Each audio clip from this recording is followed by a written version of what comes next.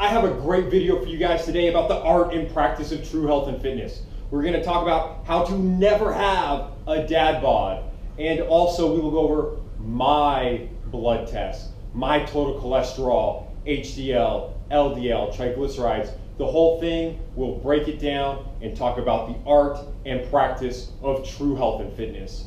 Also, thank you to everyone that watched the 7-minute abs video. 8-minute abs? No, 7-minute abs. That is the real program that I do with my clients every single day. At least that's the basic version of it. You know, with my clients, I make it more and more challenging as they advance in strength and stamina. But it's all about using your core muscles the way they should be used. Engaging your transverse abdominis, standing tall, projecting confidence, strengthening, getting better shoulder stabilization. Just go watch the video. And thank you for everyone that liked that video and commented on it. And I would really appreciate it if you would help me spread the art and practice of true health and fitness by liking this video right now and leaving your thoughtful comment. I read all the comments, I respond to a lot of them, and ultimately your comments drive the conversation forward. So what are you interested in? Let's talk about it. Now, real quick, a lot of you have been with me for a long time. A lot of you that I interact with, it seems almost daily on YouTube or Twitter or Instagram. I truly appreciate you. And I just had this tweet come in. It's from Chris Wambold. He's been commenting on almost every single YouTube video, asking important and thoughtful questions, but this came in on Twitter. He says, Chris, would you be able to talk about anxiety and depression? Now, first of all, I'm not a mental health care professional, but I would be willing to talk with any of you as a friend. So I wrote back to him, sure, should we do a Skype call or on YouTube? And Chris said, I don't think I could afford a Skype call with you. YouTube would be fantastic. My reply is, Chris, it's on me, send me an email. He already did, and we're setting it up. So if for whatever reason you don't feel like you have anywhere else to turn to, you feel isolated, or you just value my opinion and you want it, it is always an honor and a privilege to help people like that. To help anyone, for someone to ask you for help is a real honor and a real privilege, and I take that responsibility that comes with that very seriously. And that's what I want to set up inside the new academy, is a true community of supportive people where everybody wants everybody to succeed. The pie doesn't get smaller just because somebody else has success. We can all succeed together, and that's what my online health community is going to be about. It's going to be about students and mentors and teachers and learning and growing so that all of us can experience true health and fitness, so that we can all be healthy, happy, lean, and strong. So if you ever want to reach out to me, reach out to me. And I'm going to set up this community so that there's not just me, but a whole network of people for support. While I was on Twitter, I saw I got a great shout out from Lex Grecu. He said, known Chris a few years, one of the most positive people ever, helped change my life. YouTube is the real CK. Lex, thank you. For those of you that don't know Lex, he's been following me on YouTube for a long time. I've met him in person several times. I consider him a dear friend. And what Lex and I have now is great. First of all, did I put the photo up yet? Check out what Lex did. It's unbelievable. This guy has his job is running his own full-time financial planning business. He's got beautiful wife, 2 kids, excellent father, excellent provider. And I inspired him to get his health and fitness in check with who he was as a person. And now he inspires me. And something that's so great is, and this is the feedback loop that should be all of life, is that I inspired Lex, and Lex inspires me. And my expertise is health and fitness. His expertise is financial planning. So now he's offered to help me because I helped him. And if that was the world we lived in, where people inspire each other and then they help each other and they mentor each other with what they're good at. So shout out to Lex. He inspires me. He is an awesome, real dude. So let's get to the question. How do we avoid the dreaded dad bod? As you can see, Lex definitely did a few simple things to not just avoid the dad bod, but to have amazing health, happiness, strength, longevity, everything. The guy is impressive.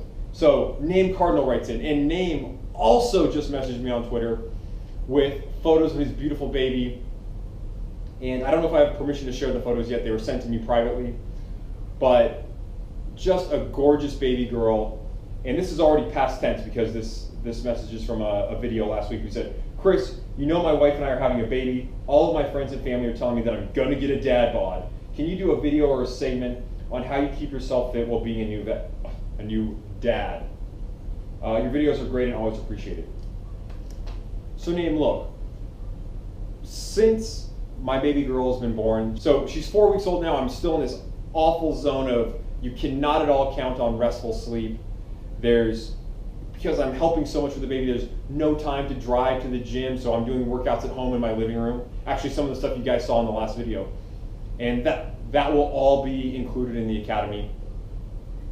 But because nourishment, not nutrition, not diet, but because nourishment is so important, as long as you can focus in and make sure that feasting is not interrupted, then you can scale back your beasting. So maybe you used to do 45-minute workouts, or you used to go to the gym and train with weights.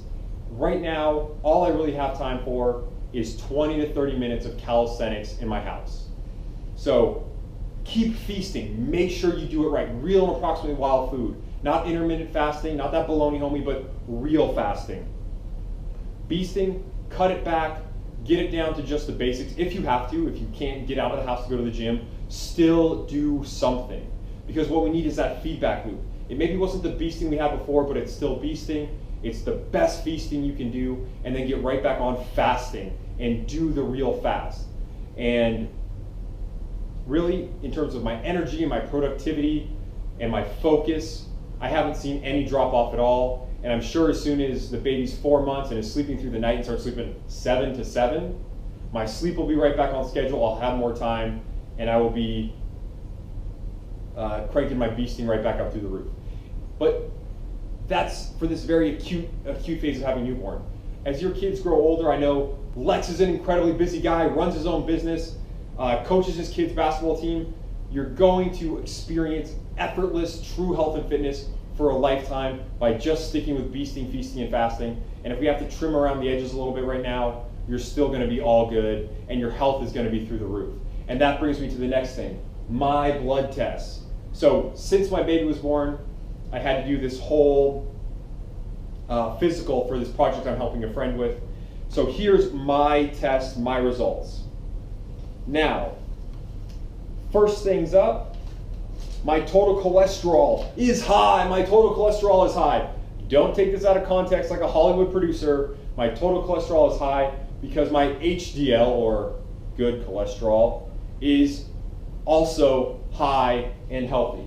So the first number, my total cholesterol, the reference range is 125 to 200 minus 208.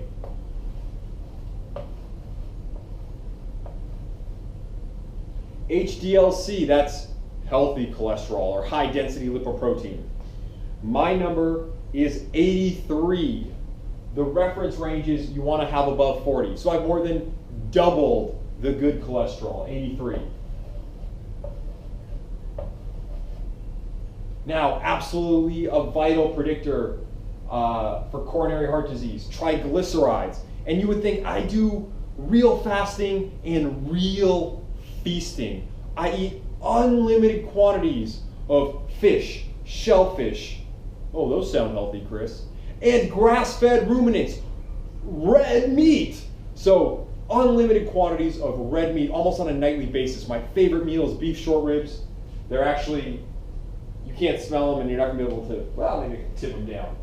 They're in there, you just have to try, oh, it's hot. So the grass-fed beef short ribs are in there. Unlimited quantities. I never count calories. I don't believe in them. In fact, I should tell you they're make-believe. I never worry about how much fat I'm eating, how much protein I'm eating, how many carbohydrates I'm eating. I just eat real and approximately wild food. And when you do that and you trust your hunger and you trust your taste buds, it's all effortless. You eat the best tasting thing ever. Beef short ribs in unlimited quantities. So what is my triglycerides? The reference range is You just hope you have under 150. You hope when the doctor walks in with your test, you just hope that your number is under 150. When your doctor walks in with your blood work, he's like, we gotta go over this. You're hoping for under 150. My blood work says triglycerides starts with a 3, but then it's just 37. So 113 lower than what's considered okay. So that's pretty healthy. Sorry guys, I'm not dying of a heart attack anytime soon. My LDL-C, you want to have it under 130. Mine is 118. So now that you've seen all those, let me tell you real quick. If your LDL-C, the lame cholesterol, or the unhealthy cholesterol, the bad cholesterol, is higher than 130, your doctor might immediately try to write you a prescription for a statin drug. Absolutely refuse and say, doc, we need more testing. And we can go into this other test more, but you cannot trust your low density lipoprotein number, your calculated number 118. What you need to see is the particle number for VLDL, very low density lipoprotein. We can get more into why that's important. But right here in this video, like I just said, LDL-C loosely correlated with increased heart disease, but it's not, there's no good association for higher mortality. So you might be at a slightly elevated risk of heart attack, but you're not necessarily more likely to die just because your LDL-C number is over 130. And there's no reason to take a statin drug, no reason to take a statin drug. What there is a reason to do is further inquiry. Never accept just, oh, this is standard procedure. I write you a prescription and now you're on it the rest of your life.